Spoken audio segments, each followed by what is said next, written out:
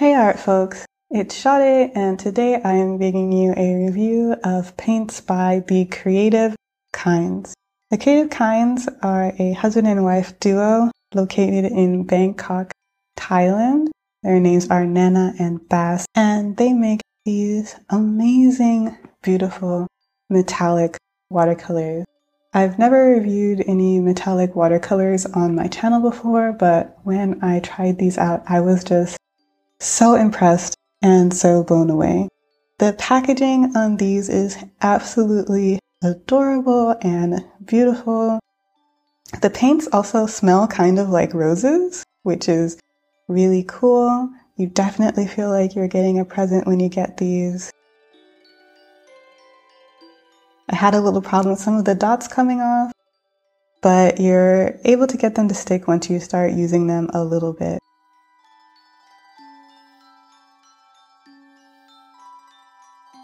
So the sets I have are A Blissful Day and Sunset in Venice, and I also have a dot card of their Christmas set. If you saw my Handmade watercolor spotlight, you saw me try these out, and I'm including some clips from that just so that you can see again how you don't have to scrub in order to get the paint off of these, which is really important to me because the fine tech colors, everybody knows that you're supposed to put water on them and let them sit for like at least 5 minutes before you can get any color. I'm going directly into these, and they are vibrant and opaque on white and on black, and that is so impressive.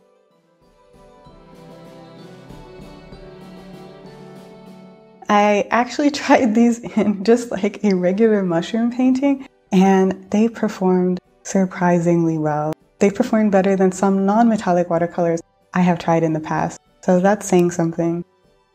The colors are also really nice and delicate, and they blend together really well, and you're able to mix a really wide range of colors, even though these are metallics. And look at that shine.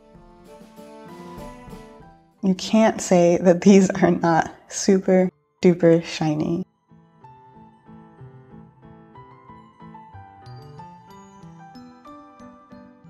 So you might notice that these swatches look a little different than they normally do. That's because my computer is not working, and since I don't have a wireless printer, that means I can't print on my watercolor paper.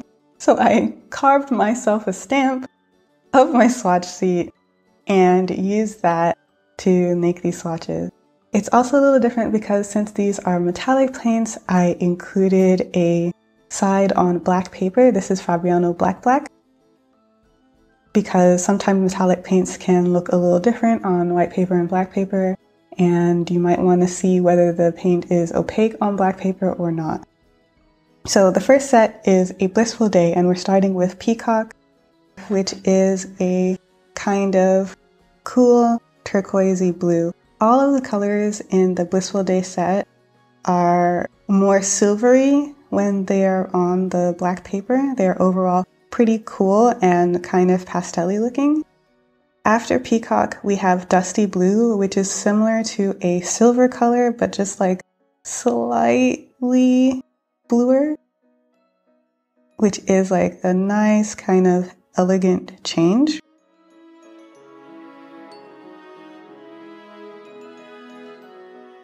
Then you have Rosemary, which is a light yellowish green tint. On the black paper, it basically reads as a silver. You don't really see that green color on the black paper. And this is one of the colors that was least pigmented. It's just not really the sort of color that kind of punches you in your face. It's quite light.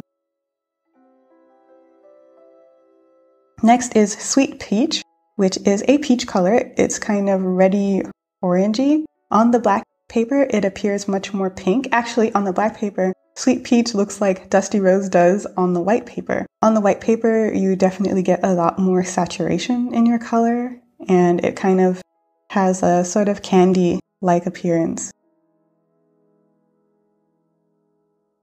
Dusty Rose is the counterpart to Dusty Blue. It is like a silvery color that's just got a hint of pink in it. and I really love it. It's just like a really gorgeous color, kind of like ballet slippers, but not quite as in your face. On the black paper, this is much more silvery and more yellowy than it is on the white paper.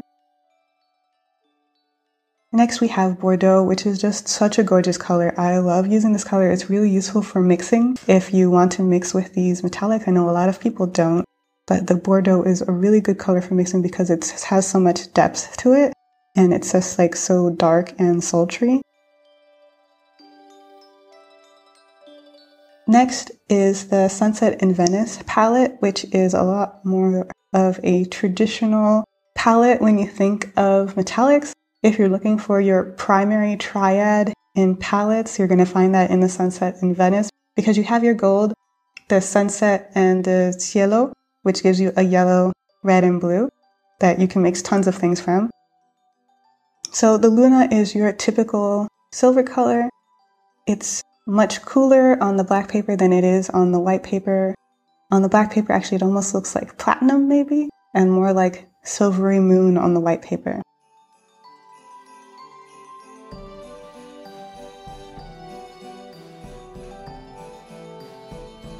The gold is your traditional gold.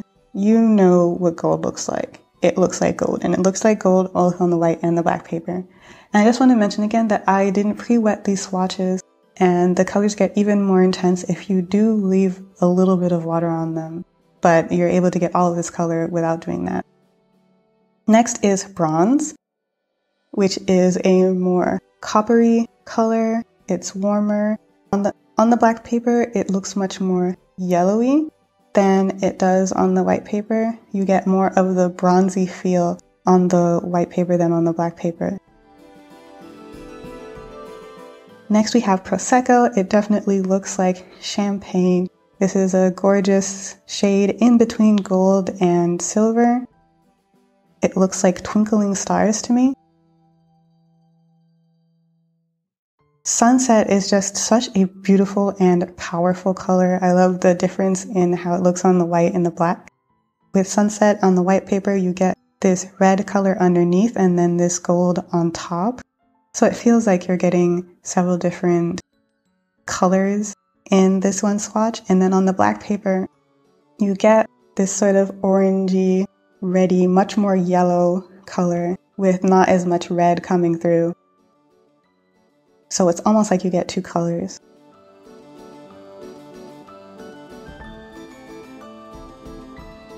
With the cielo, it is a sky blue. That's exactly what it sounds like. It's this light, bright blue. It's also very strong, just like the sunset. And it appears a little cooler on the black paper than on the white paper.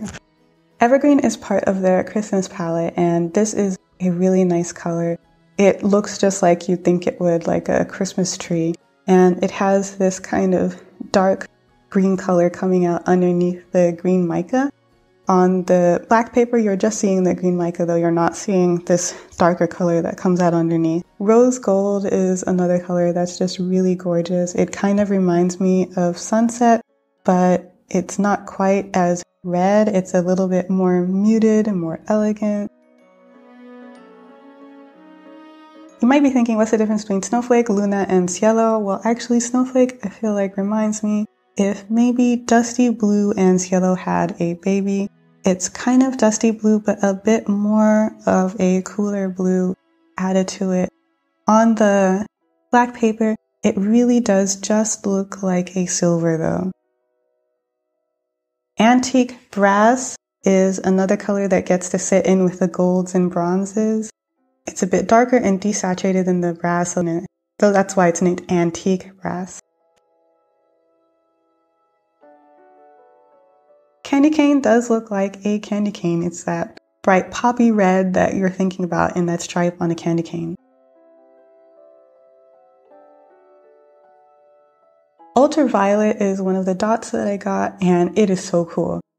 It definitely is two different colors, so you're wondering about the name? Well, you can just look at this swatch to see it. It's just like a sparkly ultramarine blue on the black side, and on the white side, it looks like violet. It is so cool. I want more colors like this.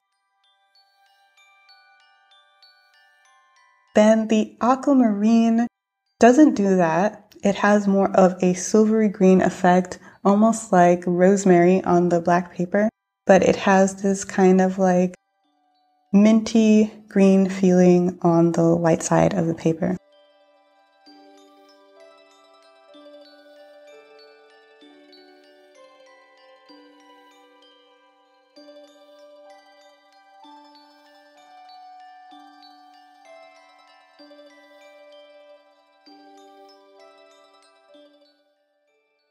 So I did a color mixing chart of the two sets so that you can see the range of colors that are mixed, and it's pretty impressive. They don't muddy, and actually the funny thing is mostly instead of getting a black or a gray when you mix too many colors together, you just end up with a silver, which is not too bad. So you're able to mix browns, yellows, greens, everything that you really could want with this palette.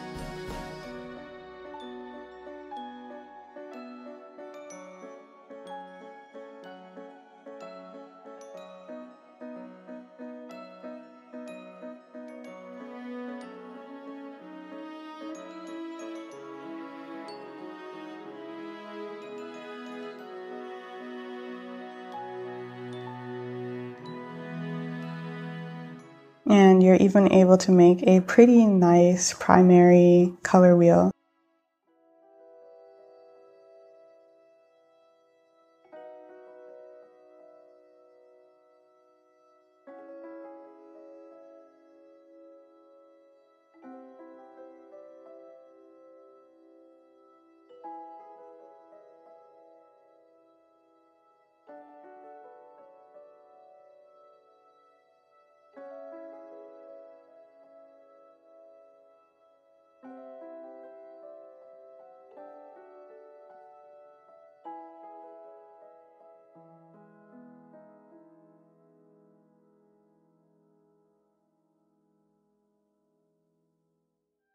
Because I knew what I wanted to paint, I was trying to see if I can mix some blacks using 3 colors or using complements, and I actually was able to do that, and I was pretty darn impressed because sometimes you can't even do that with non-metallic watercolors.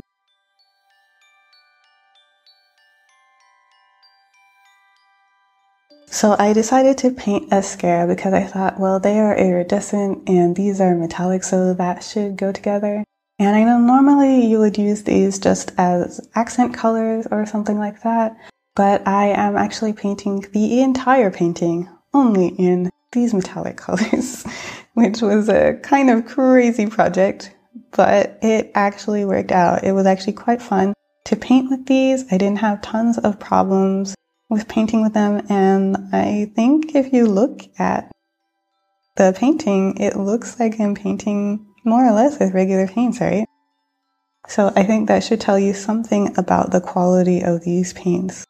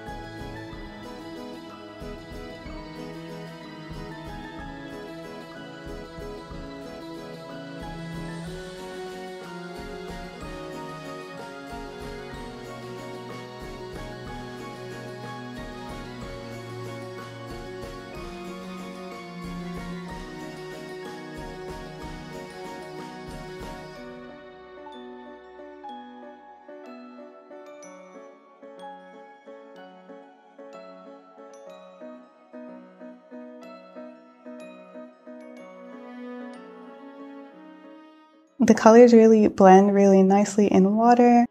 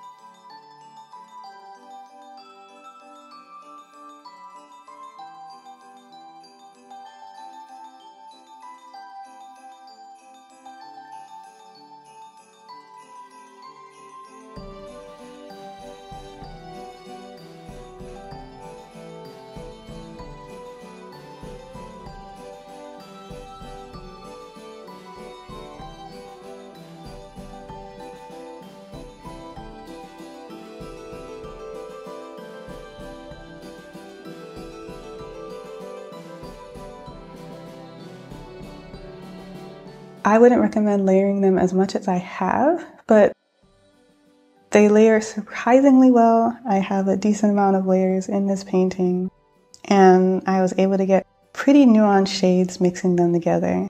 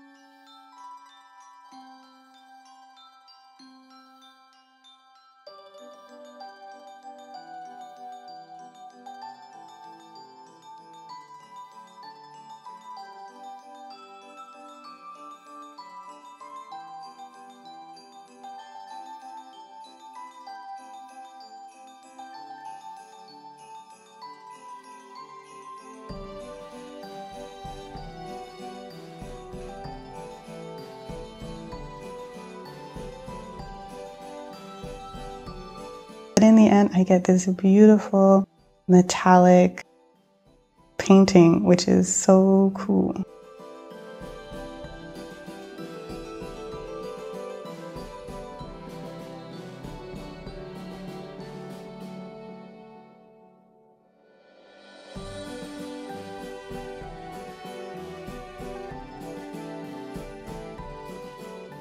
I also wanted to show mixing these with non-metallic watercolors. Here is indigo from Case for Making, which is one of my favorite indigos ever. and I'm just dropping in the metallic colors because I always think that that's such a cool combination. And you see that it looks really beautiful.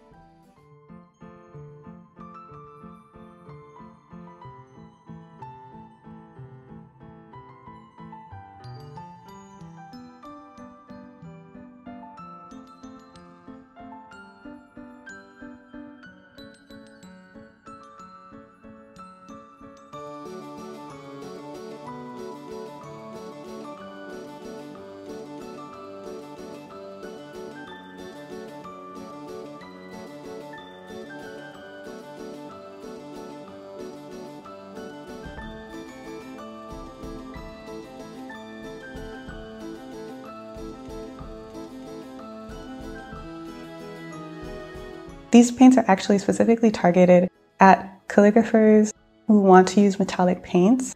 Nana is actually a calligrapher, and Boss initially started creating these paints for her because he wanted her to have a better alternative to the fine tech paints. And these are definitely a better alternative to the fine tech paints. They are so smooth, they are so vibrant, and they cling to your nib so amazingly. If you want to see some amazing calligraphers working with these paints, you should definitely go on their Instagram page. But I just showed you a little bit of just how these colors can blend together so easily. It makes, I feel like, anyone look like a pro. And I have tried using regular watercolors and I've tried using the fine techs, and they just do not work as amazingly as these do. So if you're into lettering or calligraphy, this is the paint that you have to try. So in the end, I really love these paints. I was just so shocked when I tried them at first, and they have become paints that I turn to all the time now whenever I want a little metallic accent. I have used them a lot, and the pans are not even half empty, whereas my fine tech pans are starting to look pretty sad and have a hole in them. The color idea behind these paints is really kind of delicate. It's like the sort of colors that calligraphers would love to use, especially for a wedding day. Actually, a blissful day is a palette for wedding day calligraphy. So if you're into that sort of mood, this brand has got you. Boss is also really open, and if you have any questions, he will answer them all. So I hoped that you enjoyed this review about these metallic paints. I already love these colors. Doing the review just made me love them even more. I'm so impressed. Thank you so much to my patrons, because it's because of you guys that I'm able to continue doing these videos and exploring new videos. And if you want to be the first to know about anything new that I'm coming up with, you should definitely consider joining my Patreon. Please like, comment, and subscribe if you like this video.